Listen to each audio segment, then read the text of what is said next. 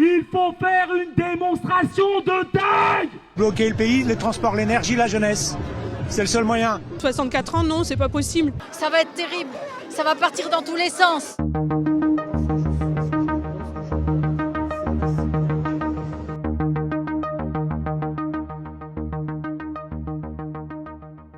Il me reste encore quelques années, à 67 ans, avec 43 annuités, j'aurai toujours pas la totalité de mon salaire ou de ma retraite. J'aurai quand même une décote, même à 67 ans. Du coup, un peu les boules. Je ne suis pas un grand gréviste, mais je crois que j'en ai assez qu'à chaque fois, on nous en rajoute, on nous remet des choses en plus et on n'arrive plus à faire notre travail, c'est pas correct.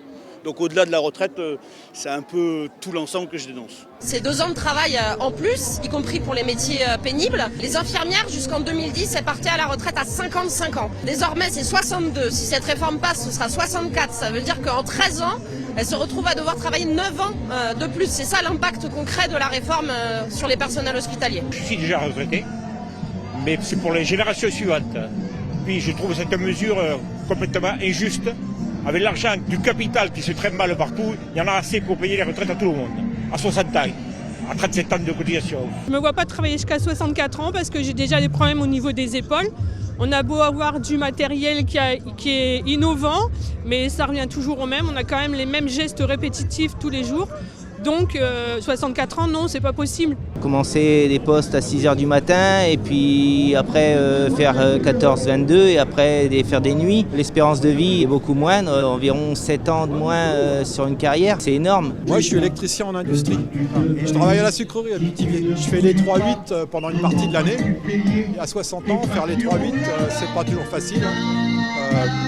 Pendant 3 mois et demi à peu près, quoi. Il faut les avaler. Physiologiquement, c'est pas facile. Donc je me demande si 2 ans supplémentaires, je pourrais tenir ça comme ça. Je vais faire 1 an et 9 mois supplémentaires pour rien, gratuitement.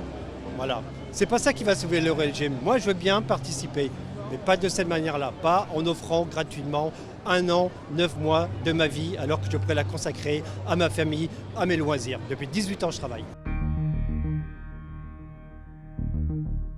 Après aujourd'hui, il faut qu'il y ait une déferlante et que samedi, il y ait une manif populaire, en famille, générationnelle, avec les enfants, les petits-enfants. On ne peut pas nous imposer quelque chose que le peuple ne veut pas, qu'une majorité de Français ne veut pas. On ne gouverne pas contre son peuple. C'est toutes les conquêtes sociales qui fait qu'on en est là aujourd'hui.